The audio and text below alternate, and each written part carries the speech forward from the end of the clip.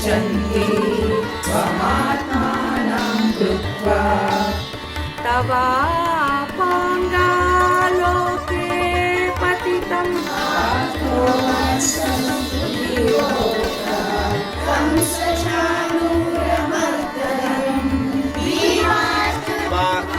मोक्ष चतुर्विधा फल गुरु तनुवर्तयस्व वर्तयस्व तनुवस्तनुवो वर्तयस्वं घृतेन त्वं घृतेन घृतेन त्वं तनुवस्तनुवत्तं। ॐ ऐं ह्रीं श्रीं मयूरकाङ्गनाभीष्टफलदायै नमो नमः। नमो नमः। नमो नमः। नमो नमः। रमध्यै सिद्ध्यै कूर्मै नमो नमः। नैरया देवी स नमस्तस्यै नमस्तस्यै नमस्त श्रद्धारूपेण संस्थिता नमस्तस्यै नमस्तस्यै नमस्तस्यै नमस्तस्यै नमस्तस्यै नमो नमः। नमस्तस्यै नमस्तस्यै नमस्तस्यै। ॐ अस्य दुर्गसप्तश्लोकी स्तोत्रमन्त्रस्य ॐ ऐं ह्रीं श्रीं नमो नमः ಅಂತ ಹೇಳಿದಾಗ ಕುಂಕುಮ ಬೀಳುತ್ತೆ. रजताचलशृङ्गाग्रमध्यस्थायै नमो नमः। हिमाचलमहावंशपावनायै नमो नमः। शङ्करार्धाङ्गसौन्दर्यशरीरायै नमो नमः। लसन्मरकतस्वच्छविग्रहायै नमो नमः। महातिशयसौन्दर्यलावण्यायै नमो नमः। शशाङ्कशेखरप्राणवल्लभायै नमो नमः। सदा पञ्चदशात्मैक्यस्वरूपायै नमो नमः। वज्रमाणिक्यकटककिरीटायै नमो नमः। कस्तूरीतिलकोद्भासिनिटिलायै नमो नमः। भस्मरेखाङ्कितरसन्मस्तकायै नमो नमः। विकजाम्भोरुहदरलोचनायै नमो नमः। शरच्चाम्पेयपुष्पाभनासिकायै नमो नमः। रसस्वाञ्चनताटङ्कयुगलायै नमो नमः। मणिदर्पणसङ्काशकपोलायै नमो नमः। ताम्बूलपूरितस्मेरवदनायै नमो नमः। सुपद्वदाडिनीबीजरदनायै नमो नमः। कम्बुपूगसमुच्छाय कन्धरायै नमो नमः। स्थूलमुक्ताफलोदारसुधारायै नमो नमः। गिरीशबद्धमाङ्गल्यमङ्गलायै नमो नमः। पद्मपाशाङ्कुशशस्कराभ्यायै नमो नमः। पद्मकैरवमञ्जालसुमानिन्यै नमो नमः। सुवर्णकुम्भयुग्माभसुजायै नमो नमः। रमणीयचतुर्बाहुसंयुक्तायै नमो नमः। कनकाम्बरकेयूरभूषितायै नमो नमः। बृहत्सौवर्णसौन्दर्यवदनायै नमो नमः। बृहन्निलयविग्रहायै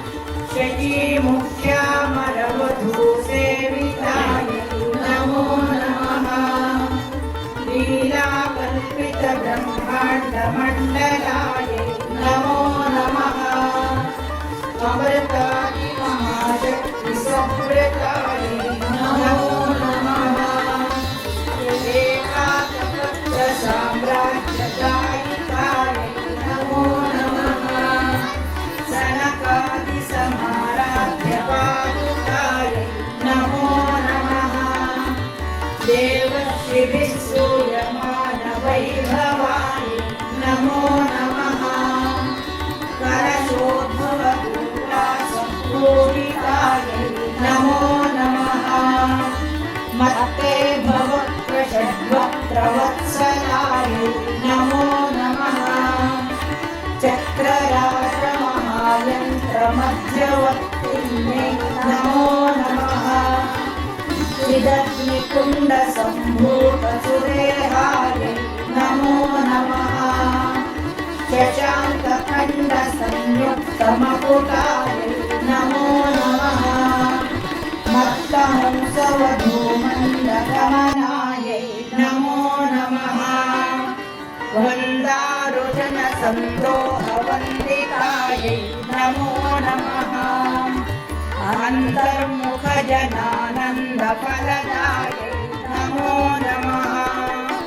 मयूरताङ्गनाभीष्टफलदाय नमो नमः सौव्याजकरुणापूरपूरिताय नमो नमः निरान्तसच्चिदानन्दसंयुक्ताय नमो नमः सहस्रसूर्यसंयुक्तप्रकाशाय नमो नमः रक्तचिन्तामणिग्रहमध्यस्थाय नमो नमः हानिवृद्धिगुणाधिक्यरहिताय नमो नमः महापद्माटवीमध्यनिवासाय नमो नमः जाग्रत्स्वप्नसुषुप्तीनां साक्षिभूते नमो नमः महापापौघपापानां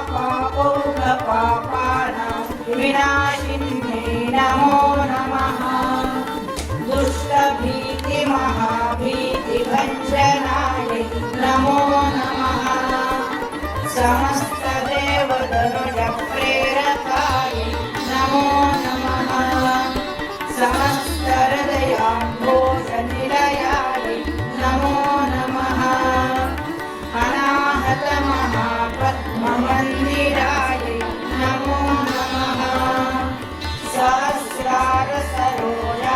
सहस्रारसरोजातवासिताय नमो नमः पुनरावृत्तिरहितपुरस्ताय नमो नमः वाणी गायत्री सावित्री सन्नुताय नमो नमः रमा भूमिसुताराध्यपदाब्जाय नमो नमः लोपामुद्राक्षिमच्चरणाय नमो नमः सहस्ररतिसौन्दर्यशरीराय नमो नमः भावनामात्रसन्तुष्टहृदयाय नमो नमः सत्यसम्पूर्णविज्ञानसिद्धिदाय नमो नमः त्रिलोचनकृतोल्लासफलदाय नमो नमः श्रीसुधादिमणिद्वीपमध्यगाय नमो नमः दक्षाध्वरविषयसाधनाय नमो नमः श्रीनाथसोदरीभूतशोभिताय नमो नमः चन्द्रशेखरभक्तातिभञ्जनाय नमो नमः सर्वोपाधिविनिर्मुक्तचैतन्याय नमो नमः नामपारायणाभीष्टफलदाय नमो नमः सृष्टिस्थितितिरोधानसङ्कल्पाय नमो नमः श्रीषोडशाक्षरी मन्त्रमध्यगाय नमो नमः अनाद्यन्तस्वयंभूत दिव्यमूर्तै नमो नमः भक्तहंसवती मुख्यनियोगायै नमो नमः मातृमण्डलसंयुक्तललितायै नमो नमः भण्डदैत्यमहासत्त्वनाशनायै नमो नमः क्रूरभण्डशिरच्छेदनिपुणायै नमो नमः धात्र्यच्युतसुराधीशसुखदायै नमो नमः चण्डमुण्डनिशुम्भादिखण्डनायै नमो नमः रक्ताक्षरक्तजिह्वादिशिक्षणायै नमो नमः महिषासुरगोपीर्यनिग्रहायै नमो नमः अभ्रकेशमहोत्साहकारणायै नमो नमः महेशयुक्तनटनटत्तरायै नमो नमः निजभद्रमुकाम्बोधचिन्तनायै नमो नमः वृषभध्वज विज्ञानभावनायै नमो नमः जन्म मृत्युजरारोगभञ्जनायै नमो नमः विधेयमुक्तविज्ञानसिद्धिदायै नमो नमः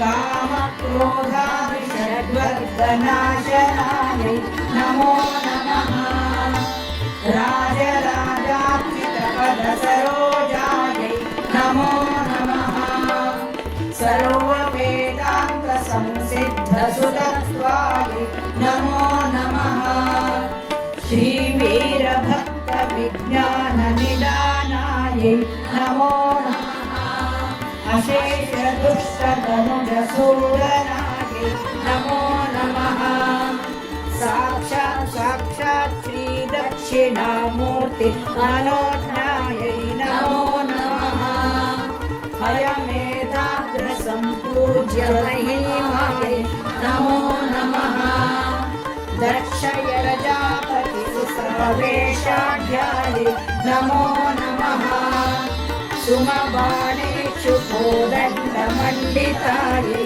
नमो नमः नित्ययौवनमाङ्गल्यमङ्गलायै नमो नमः महादेवसमायुक्तशरीरायै नमो नमः महादेवरकौस्तुभ्यमायुदेव्यै नमो नमः पुष्पपूजां समर्पयामि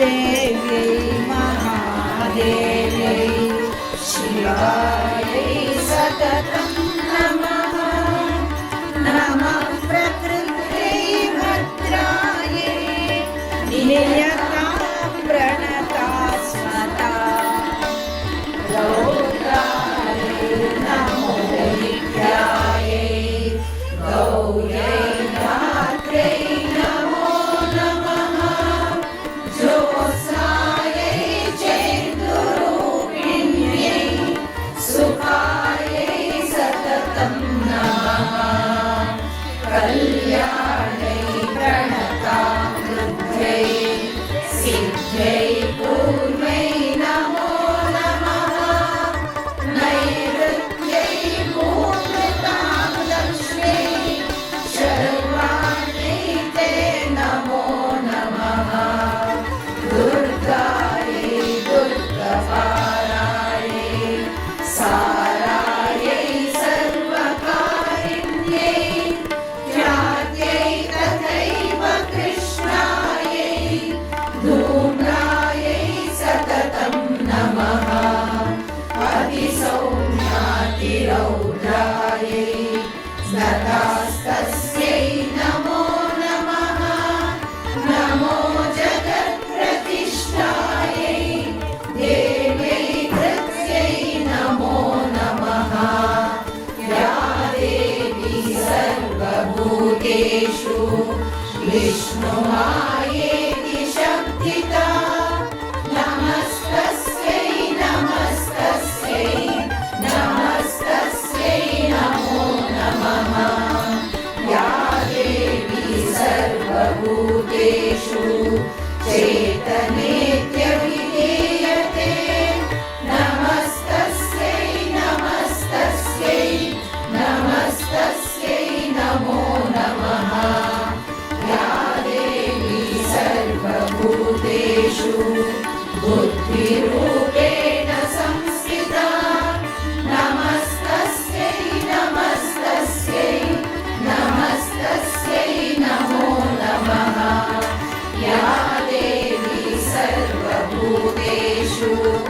निद्रारूपेण संस्थिता नमस्तस्यै नमस्तस्यै नमस्तस्यै नमो नमः या देवी सर्वभूतेषु शुद्धारूपेण संस्थिता नमस्तस्यै नमस्तस्यै नमस्तस्यै नमो नमः या देवी सर्वभूतेषु छायारूपेण संस्थिता नमस्तस्यै नमस्तस्यै नमस्तस्यै नमो नमः या देवी सर्वभूतेषु शक्तिरूपेण संस्थिता नमस्तस्यै नमस्तस्यै नमस्तस्यै नमो नमः या देवी सर्वभूतेषु शुश्रूपेण संस्थिता नमस्तस्यै नमस्तस्यै नमस्तस्यै नमो नमः या देवी सर्वभूतेषु शान्तिरूपेण संस्थिता नमस्तस्यै नमस्तस्यै नमस्तस्यै नमो नमः या देवी सर्वभूतेषु जातिरूपेण संस्थिता नमस्तस्यै नमस्तस्यै नमस्तस्यै नमो नमः या देवी सर्वभूतेषु लज्जारूपेण संस्थिता नमस्तस्यै नमस्तस्यै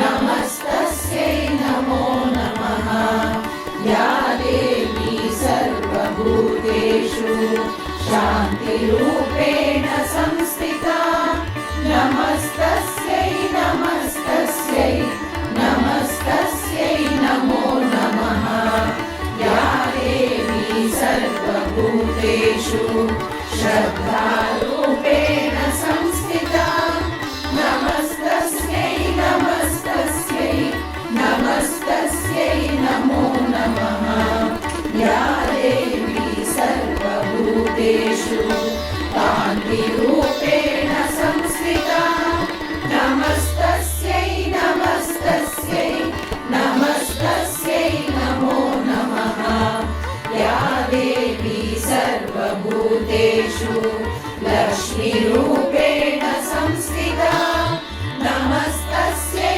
नमस्तस्यै नमस्तस्यै नमो नमः या देवी सर्वभूतेषु वृत्तिरूपेण संस्थिता नमस्तस्यै नमस्तस्यै नमस्तस्यै नमो नमः या देवी सर्वभूतेषु श्रुतिरूपेण संस्थिता नमस्तस्यै नमस्तस्यै नमस्तस्यै नमो नमः या देवी सर्वभूतेषु दयारूपेण संस्थिता नमस्तस्यै नमस्तस्यै नमस्तस्यै नमो नमः या देवी सर्वभूतेषु तुष्टिरूपेण संस्थिता नमस्तस्यै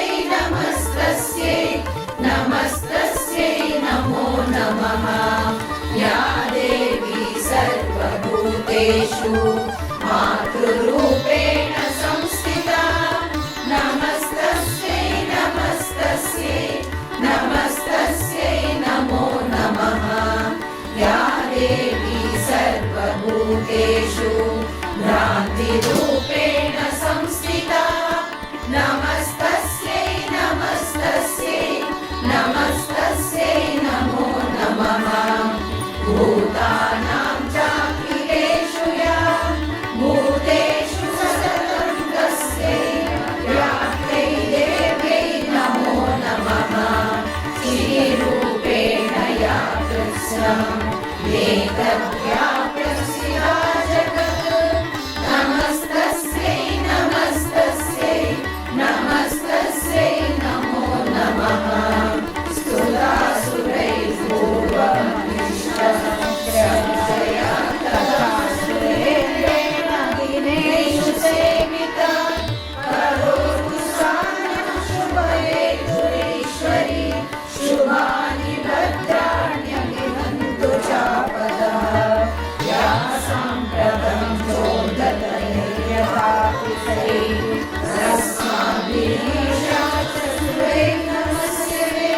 व्यासस्मृतात् क्षणमेवान्तिना सर्वापदो भक्तिविनम्रमूर्तिभिः सर्वमङ्गलमाङ्गल्ये शिवे सर्वार्थसाधिके शरण्ये त्र्यम्बके गौरी नारायणी नमोऽस्तुते या देवी सर्वभूतेषु मातृरूपेण संस्थिता नमस्तस्यै नमस्तस्यै नमस्तस्यै नमो नमः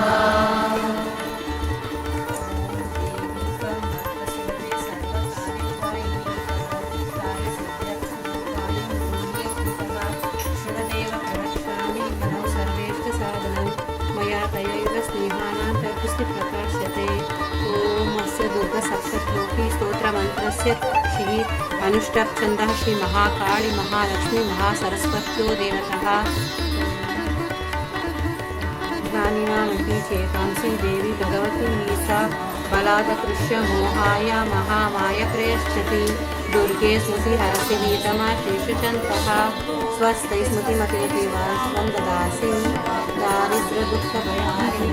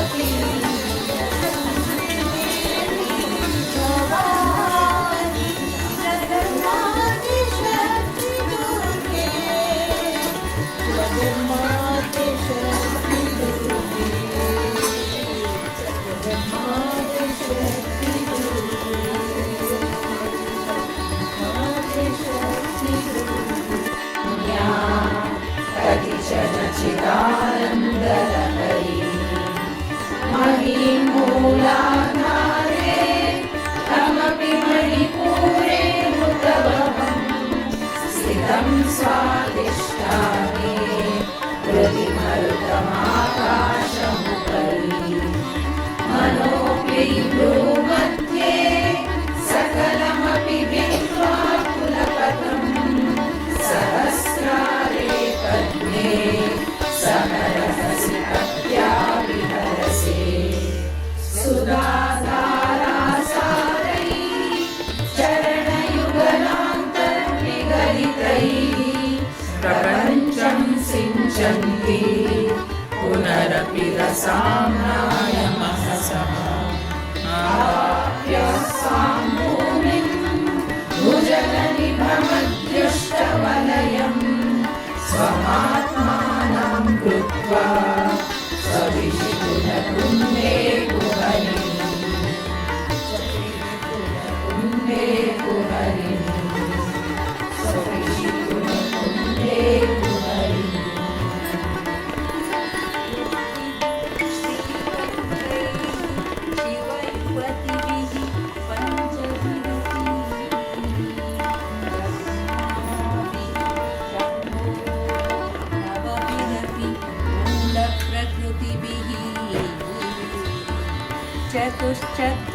चतुश्चत्वारिंशत् वसुदलकलाश्रत्रिवलय त्रिरेखाभिः सार्धम्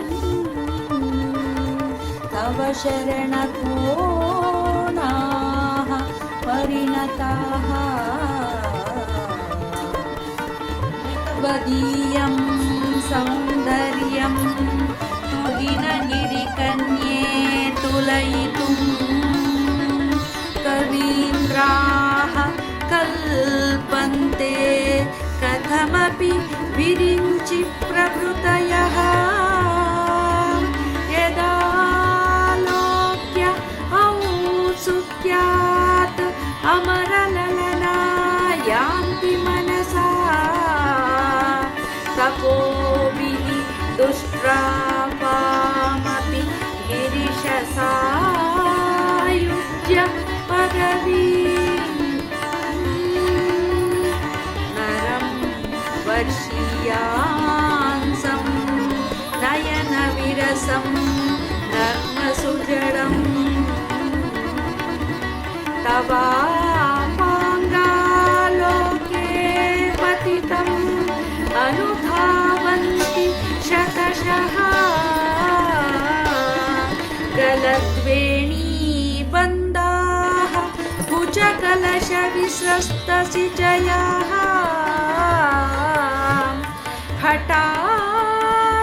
हठात्रुद्यत्काञ्च्यो विगलितदुकूला युवतयः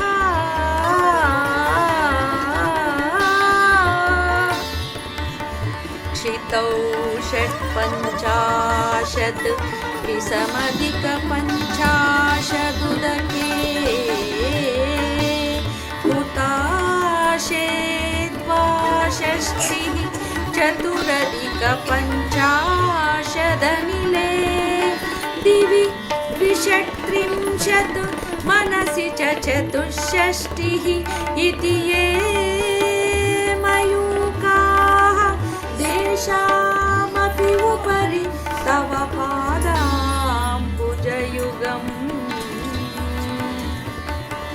शरज्योत्स्ना शुद्धां शशियुतजटाजूटमकुटां वरत्रासत्राण स्फटिकगुटिका पुस्तककरां सकृन्नत्वां नत्वा कथमिव सतां सन्निदधते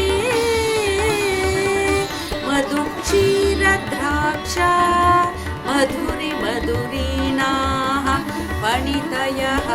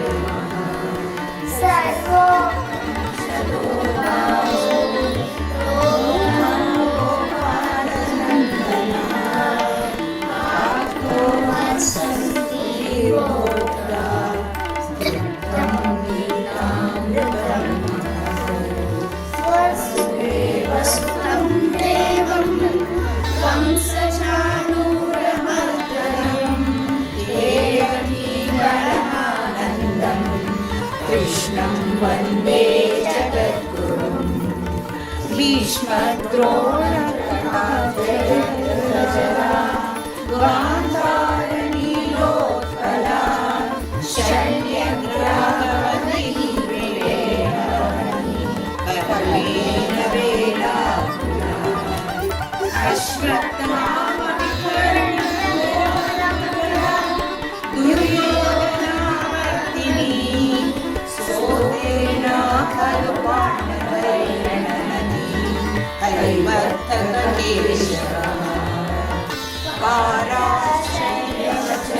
पाराशय्यवचसरोजममलं गीतार्थगण्डोत्कटं नानाज्ञानककेसरं हरिकथा सम्बोधनाबोधितं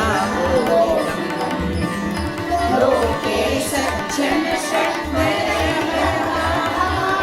पेपीयमानं मुदा भूयात् भारतपङ्कजं कलिमलप्रभृतिशिनशेषे मूकं करोति वाचालं पङ्गुलं हयसेहिं यत्कृपातमहं वन्दे परमानन्दमाधवं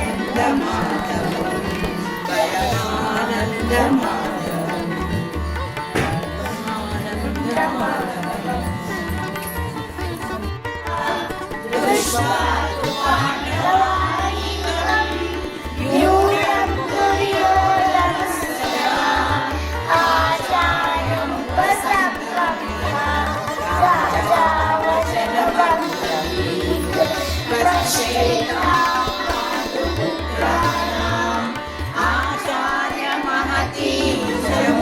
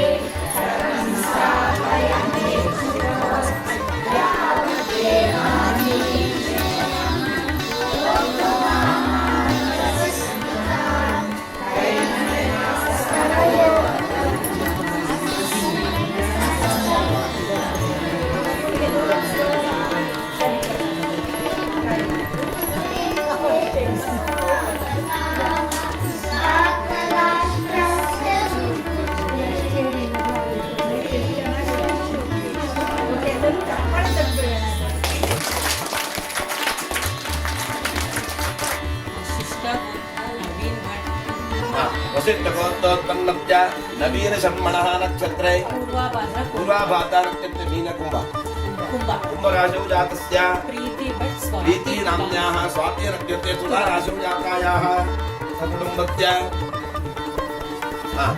मम सकल क्षेम स्थैर्य वीर्य विजय अभय आयुष्य आनंद आरोग्य ऐश्वर्य अभिवृद्धि अर्थम धर्म अर्थ काम मोक्ष चतुर्विध फल पुरुषार्थ सिद्ध्यर्थम विशेषेण महागणपति पूर्णानुग्रहेण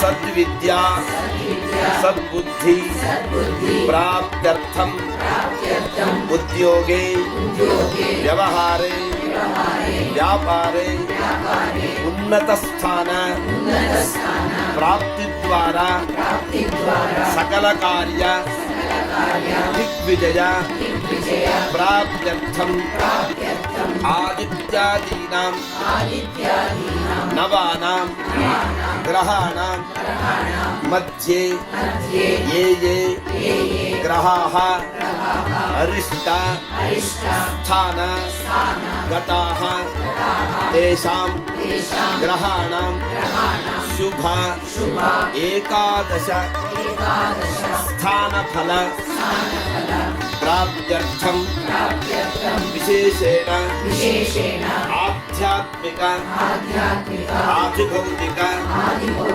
आधिदैविक तापत्रय निवारणार्थम महाकाली महालक्ष्मी महासरस्वती त्रिगुणात्मिका चंडिका दुर्गा परमेश्वर्याः अनुग्रह सिद्ध्यर्थम विशेषेण समस्त सन्मंगल अवाप्त्यर्थम सत्संकल्प सिद्ध्यर्थम ललिता त्रिपुरसुंदरी विशेषेण अनुग्रह सिद्ध्यर्थम अष्टोत्तर शत नामावली कुंकुमार्चनाख्यम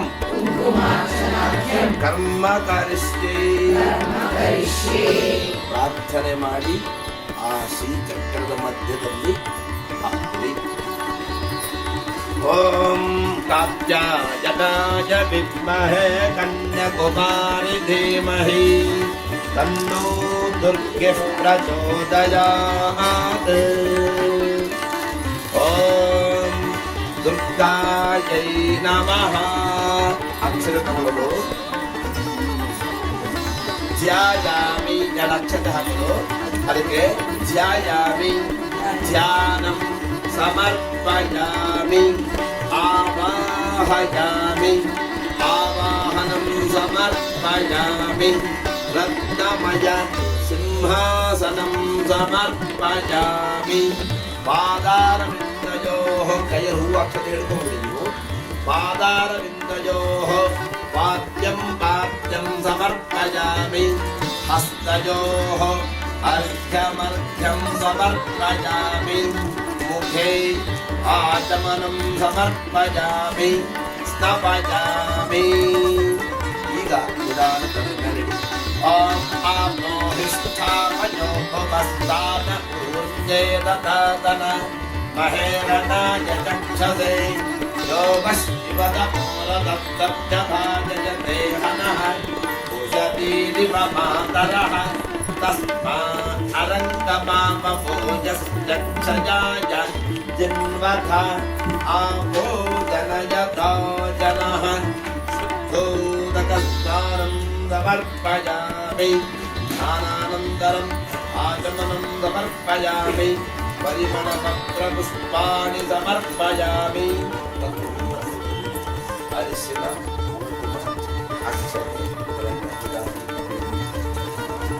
वस्त्रं समर्पयामि उपवीतं समर्पयामि दिव्यपरिमलगन्धां धारयामि गन्धस्योपरि अलङ्करणार्थे अक्षतान् समर्पयामि हरिद्रां समर्पयामि कुङ्कुमचूर्णं समर्पयामि सिन्दूरं समर्पयामि मङ्गलद्रव्याणि समर्पयामि पुष्पमालिकां समर्पयामि पुष्पैः पूजयामि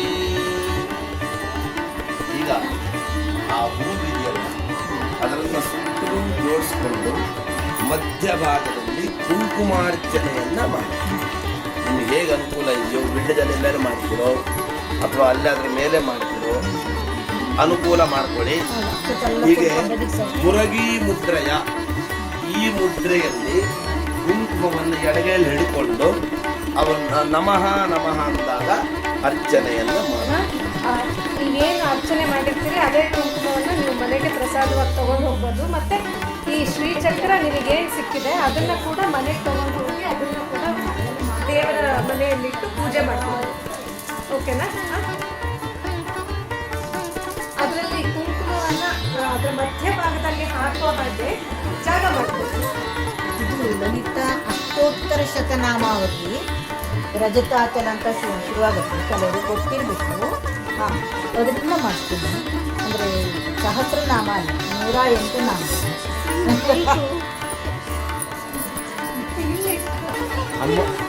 ಅಮ್ಮರ ವಾಯ್ಸ್ ಜೋರಾಗಿದೆ ಹೇಳಿ.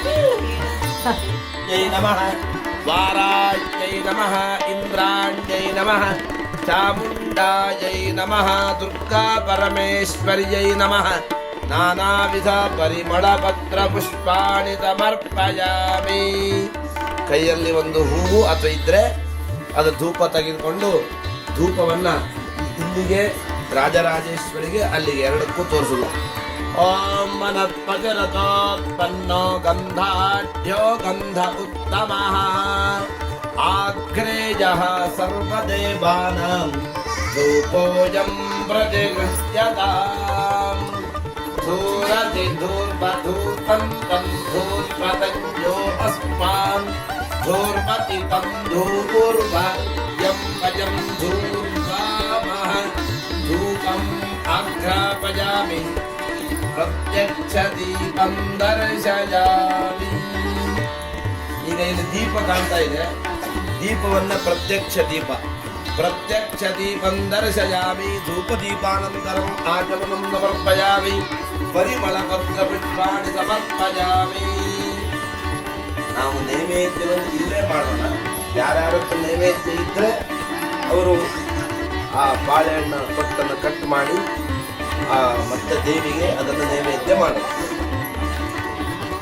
ಓಂ ವಿಶ್ವಾಮಿತ್ರ ಋಷಿ ಸವಿತಾ ದೇವತಾ ಗಾಯತ್ರಿ ಛಂದಃ ಪ್ರೋಕ್ಷಣೆ ವಿನಿಯೋಗಃ.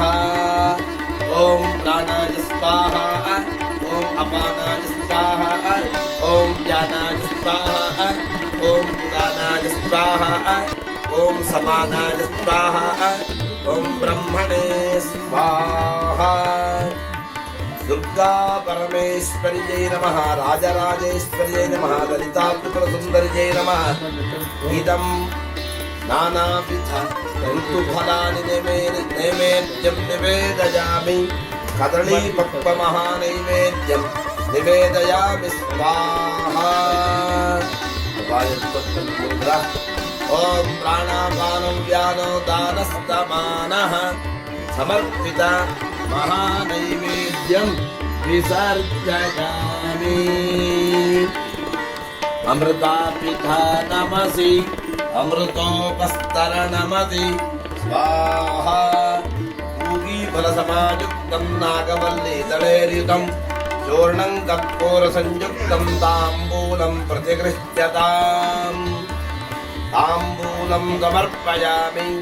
मध्ये मध्ये अमृतपानीयं समर्पयामि. हस्तप्रक्षालनं समर्पयामि.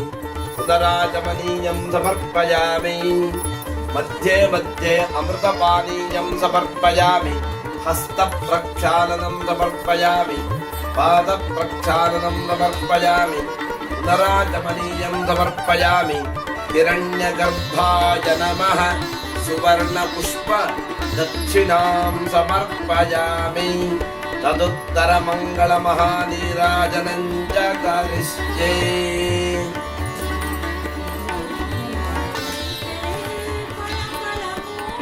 ಹೊಳೆದೈತೆ ದೇವಿ ಚಾಮುಂಡಿಯ ರನ್ನದ ಮೂಗುತಿ ಮಿಣ ಮಿಣ ಮಿನುಗೈತೆ ಮೂಗುತಿ ಹೊಳೆದೈತೆ ಫಳ ಫಳ ಮೂಗುತಿ ಹೊಳೆದೈತೆ ದೇವಿ ಚಾಮುಂಡಿಯ ರನ್ನದ ಮೂಗುತಿ ಮಿಣ ಮಿಣ ಮಿನುಗೈತೆ ಚುಕ್ತಿಯ ತರದಲ್ಲಿ ತಾಯಿಯ ಕಂಗಳು ಮಿನುಗೈತೆ ಬೇಡುವ ಭಕ್ತರಿಗೆ ಅಭಯವ ನೀಡುತ್ತ ಮಿನುಗೈತೆ ದೇವಿಯ ಕರದಲ್ಲಿ ತ್ರಿಶೂಲ ಹೊಳೆದೈತೆ ದುರುಳರ ಎದೆಯಲ್ಲಿ ಡವಡವ ಎನ್ನುತ್ತ ಹೊಡೆದೈತೆ ಮೂಗುತಿ ಹೊಳೆದೈತೆ ಫಳ ಫಳ ಮೂಗುತಿ ಹೊಳೆದೈತೆ ದೇವಿ ಚಾಮುಂಡಿಯ ರನ್ನದ ಮೂಗುತಿ ಮಿಣ ಮಿಣ ಮಿನುಗೈತೆ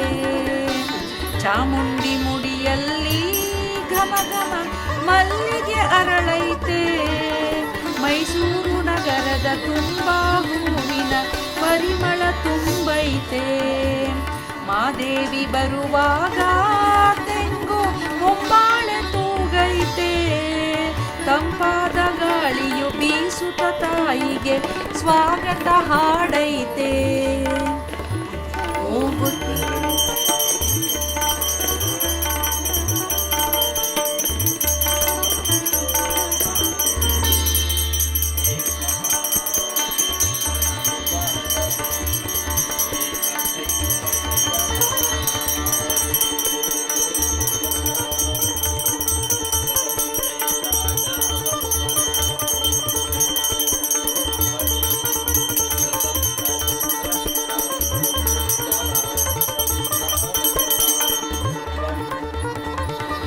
सुंदर्यै नमः कर्पूर मंगल नीराजनं दर्शयामि नीराजनानन्तरम् आचमनं समर्पयामि परिमलपत्रपुष्पाणि समर्पयामि रक्षां धारयामि ಹಾಗೆ ಕೈಯಲ್ಲಿ ಹೂವು ಅಕ್ಷತೆ ಇದ್ರೆ ಹಿಡ್ಕೊಳ್ಳಿ ಅಥವಾ ಯಾವುದಿದೆಯೋ ಅದು ಓಂ ದೇವೀಂ ವಾಚವಚನಯಂತ ದೇವಾಃ ತಾಂ ವಿಶ್ವರೂಪಾಃ ಪಚಮೋ ವದಂತಿ ಸಾನಾ ಮಂತ್ರಜಮೋರ್ಚಂದ್ವಹಾನ ೇತಂಪಾಕಸ್ತಾನುಪಸುಷ್ಠುತೈತು ಯೋ ವೇದಾದೌ ಸ್ವರಃ ಪ್ರೋಕ್ತೋ ವೇದಾಂತೇನ ಪ್ರತಿಷ್ಠಿತಃ ಸತ್ಯ ಪ್ರಕೃತಿಲೀನಸ್ಯ ಯಃ ಪರಸ್ಪಮಹೇಶ್ವರಃ ವೇದೋಕ್ತ ಮಂತ್ರಪುಷ್ಪಾಣಿ ಸಮರ್ಪಯಾಮಿ ಹಾಗೆ ಸಂಸ್ಕಾರ ಭಾವ ಇಟ್ಕೊಂಡು ಓಂ ಅನ್ಯಥಾ ಶರಣಸ್ನಾಸ್ತಿ ತ್ವಮೇವ ಶರಣಂ ಮಮ ತಸ್ಮಾತ್ ಕಾರುಣ್ಯಭಾವೇನ ರಕ್ಷ ಮಾಂ ಜಗದೀಶ್ವರಿ ಆತ್ಮ ಪ್ರದಕ್ಷಿಣ ನಮಸ್ಕಾರಾನ್ ಸಮರ್ಪಯಾಮಿ ಈಗ ಮುಖ್ಯವಾದ ಘಟ್ಟ ಇಷ್ಟೊತ್ತಿನ ತನಕ ನಾವು ದೇವಿ ಆರಾಧನೆ ಮಾಡಿದ್ದೀವಿ ನಮ್ಮ ಮನಸ್ಸು ಕಾಯೇನ ವಾಚಾ ಮನಸಾ ಇಂದ್ರಿಯ ಇರುವ ಏನಾದರೂ ಒಳ್ಳೆಯದನ್ನು ಚಿಂತನೆ ಮಾಡ್ತಾ ಇರ್ತೀವಿ ಸಹಜವಾಗಿ ಒಂದೊಂದು ಭಾವನೆಗಳು ಮನುಷ್ಯನಿಗೆ ಬರ್ತಾನೆ ಇರ್ತದೆ ಅದಕ್ಕೆ ದೇವಿಯೇ ಹೇಳಿಕೊಂಡಿದ್ದಾಳೆ ನನ್ನನ್ನು ಹೇಗೆ ಪೂಜೆ ಮಾಡಬೇಕು ಯಾವ ರೀತಿ ನಾನು ಕ್ಷಮಿಸ್ತೀನಿ ಅನ್ನತಕ್ಕಂಥ ಒಂದು ಅದ್ಭುತವಾದ ಶಂಕರಾಚಾರ್ಯರ ವಿರಚಿತ ದೇವಿಯ ಅಪರಾಧ ಸ್ತೋತ್ರ ಕ್ಷಮಾಪಣ ಸ್ತೋತ್ರ ಅಂತ ಇದೆ ಅದನ್ನು ಈಗ ಪಠನ ಮಾಡ್ತಾರೆ ಓಂ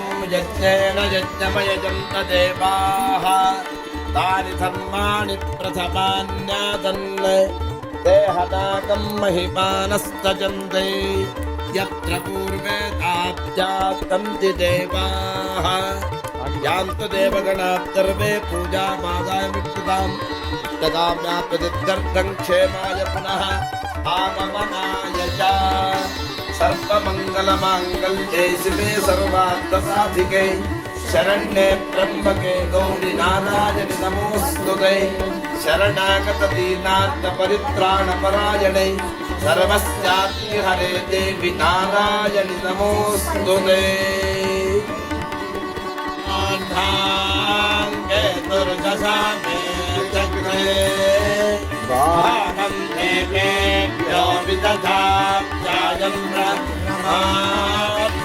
दीर्घमायुः नमो भवति नमो नमति नमः नमः भवति जायमानः जायमानोऽन्धा अन्धा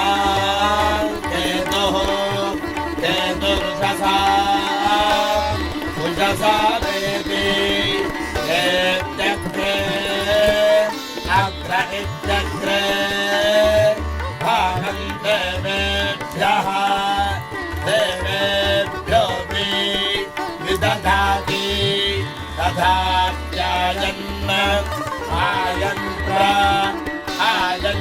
आयन्नित्यायन् प्रचन्द्रमाः चन्द्रमा तिरति तिरति दीर्घं दीर्घमायुः आयुनित्यायुः शतमानं भवति शतायुः पुरुषः शतेन्द्रिय आयुष्येवेन्द्रिये प्रतिष्ठति त्रिजम्बतो समेत पश्यत सौभाग्यमस्यैदप्रायाथाम्बिमरेदना हिरण्यगर्भगर्भद्धब्धेव बीजं विभावतोः अनन्तपुण्यफलदं मदशान्तिं प्रयच्छ मे अनुवर्धयस्व वर्धयस्व तनुमस्तनुमो वर्धयस्व सत्याः सत्या वर्धयस्व तनुमस्तनुमो वर्धयस्व सत्याः वर्धयस्व सत्याः सत्या वर्धयस्व वर्धयस्व सत्याः सन्तु सन्तु सत्या वर्धयस्व वर्धयस्व सत्याः सन्तु सत्याः सन्तु सन्तु सत्याः सत्याः सन्तु यजमानस्य यजमानस्य सन्तु सत्याः सत्याः सन्तु यजमानस्य सन्तु यजमानस्य यजमानस्य सन्तु सन्तु यजमानस्य कामाः कामास्य सन्तु सन्तु यजमानस्य कामाः यजमानस्य कामाः कामा यजमानस्य यजमानस्य कामाः कामा इति कामाः पश्यति पुत्रं पश्यति पौत्रं प्रजया पशुधर्मितुनैर्जायते यस्यैवं विदुषोऽग्निहोत्रं जुह्वति य उचैव देवं वेद अतो तो वा उत्तराणि श्रेयागुंसि भवन्ति ॐ घृतेन त्वं घृतेन घृतेन त्वं तनुवत्तनुवत्तं